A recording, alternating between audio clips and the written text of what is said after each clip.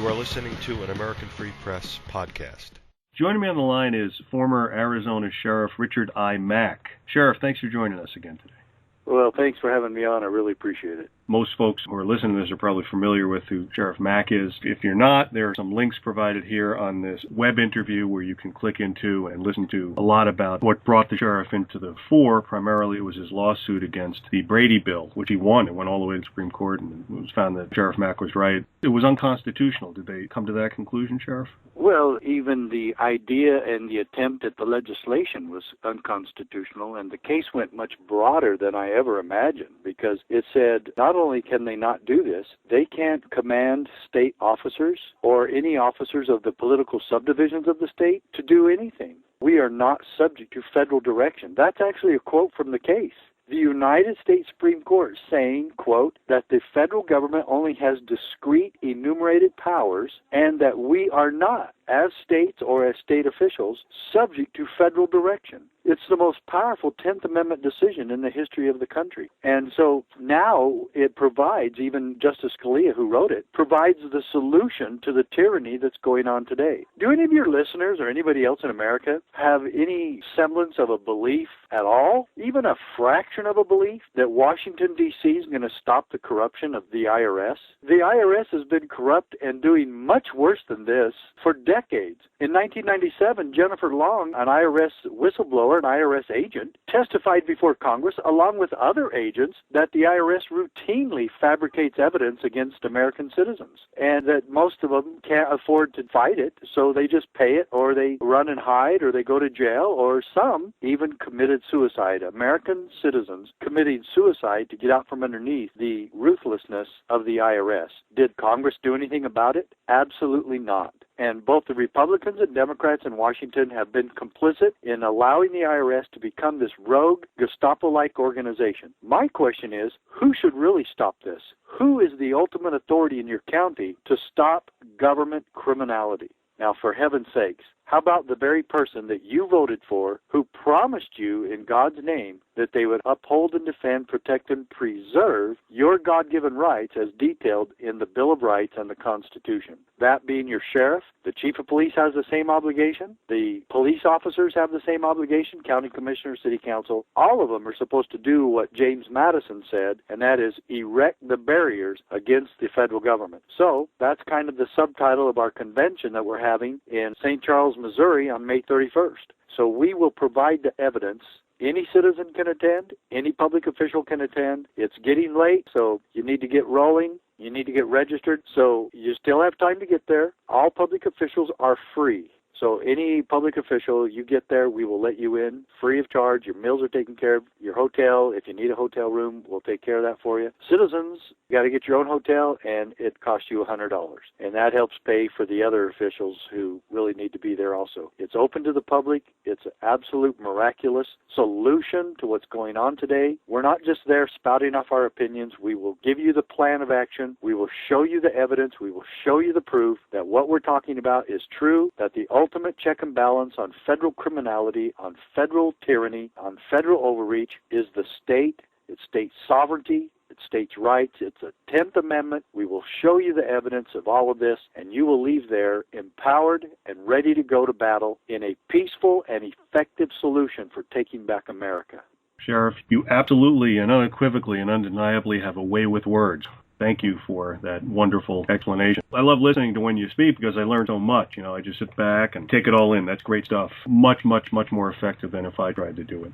Well, thanks. And besides the fact that there should be literally tens of thousands of Americans who have comprehended what you're talking about here, because I know they have, if not more, they've got to get off their duff and get out there. And that's the whole point, right? Isn't that the entire point, is that they just got to get up and move, right? Yeah. I mean, this is the solution, folks. If we have a big rally in Washington, the Million Man March or, a gun rights march or whatever, people are flocking to it. We're talking now not just a demonstration, not just a Hail Mary pass into the end zone. We're talking about a real, viable solution to what all of us have been fighting and praying for the last 10, 15, 20 years. We have it. You'll see it there. And I really can't believe that we're not fighting off flocks of people who are just so ready for this solution and so anxious to be a part of this that we're saying, oh, wait, we already got too many. So far, we only have about 200 signed up, and that includes public officials and citizens alike. And the lineup of speakers that we have here, I mean, it's just absolutely astonishing.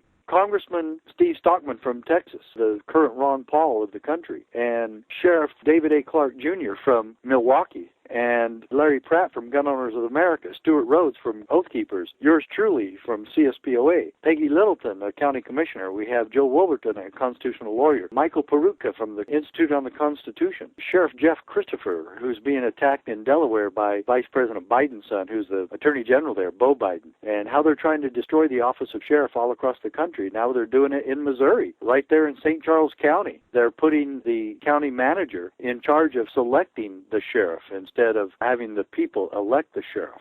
So many things are happening across the country. Governor Cuomo, we have sheriffs from New York State who have been standing against him. And Governor Cuomo is now saying, well, if the sheriffs don't go along with me on this, I might just replace them. And so the battle is heated, and it's really raging. And we have the solution. It's a peaceful solution. And seriously, everyone listening to your program today should make an effort to be there, should make an effort to get local officials there, especially your sheriff, but peace officers, your favorite cop, your cousin or relative that's a cop. Make sure they get there. Make sure your city councilman, your mayor get there. Because what I guarantee, when they get there, afterwards, they will not leave the same. They will leave more dedicated to their oath, to their word, to the Constitution, and to the God-given principles that our country was founded upon.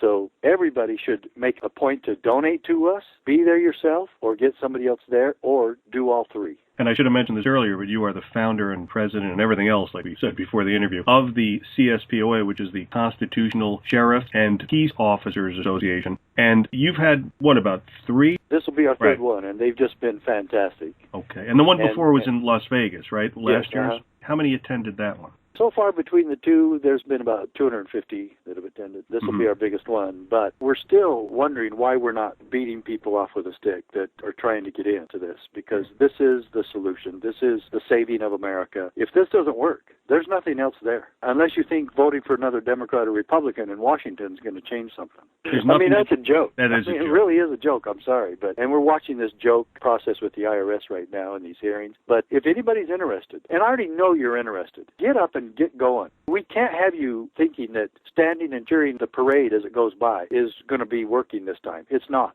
You have to get into it. All of us have to step up to the plate in some form or another. And all the information, everything you want to know about the conference is at cspoa.org.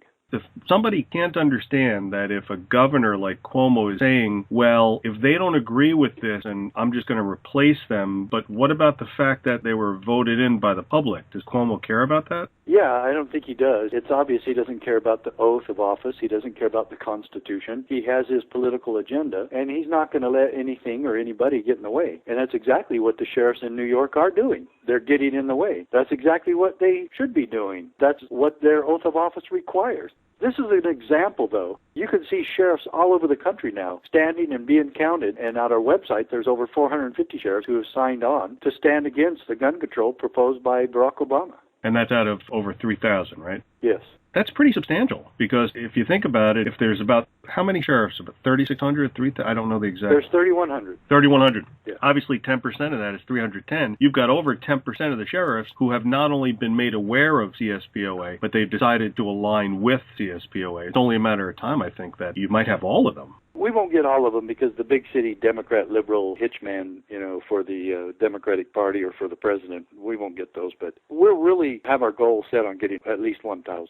That would be great. So, yeah, you're right, because there is nothing else. You are the only thing standing in between the advancing police state. And I'm sure that the listeners who have studied this topic would understand that there is nothing else out there. And not only that, getting back to your point, you're kind of perplexed about why you're not already shutting the ticket booth. I think that's something that perplexes a lot of people in the what could be called the patriotic movement, the pro-American movement, is that there aren't a lot of people coming out and showing their support. And it's not just unique, obviously, to you, but somehow we got to get them off their duffs and we got to get them going. And I just wanted to mention about where the conference is going to be. You said St. Charles, Missouri, right? Yes, St. Charles, Missouri, which is just outside St. Louis. And you still have time to get there. You still have time to register. Register at cspoa.org, cspoa.org. And about St. Charles, Missouri, besides the fact that you'll be doing good for the United States and everything that Sheriff and his organization is trying to do to protect freedom in the United States, St. Charles, Missouri, and I've never been there, but it looks like it's a pretty nice city. It looks like it's sitting right on the river. It says here on Wikipedia that St. Charles, Missouri played a significant role in the United States westward expansion. It is the third oldest city west of the Mississippi, founded in 1765. Wow. Yeah, it's pretty cool. And it served as the first Missouri capital from 1821 to 1826. But really, I think that besides doing your duty as a patriotic American, you'll also enjoy the scenery. And when is the exact date? May 31st. May 31st to June 1st. So it's 2 days. Correct. Right? There's breakout sessions that happen on Saturday, June 1st, and that'll all be finished by 2 o'clock. You can be home Saturday evening. Sheriff Richard Mack, I want to thank you so much for the time you spent explaining all this to listeners. And again, and I've said it before, you're a great man. You're a patriotic American. Thank you for everything you do to help make America strong. Thanks a lot, Dave. Appreciate it.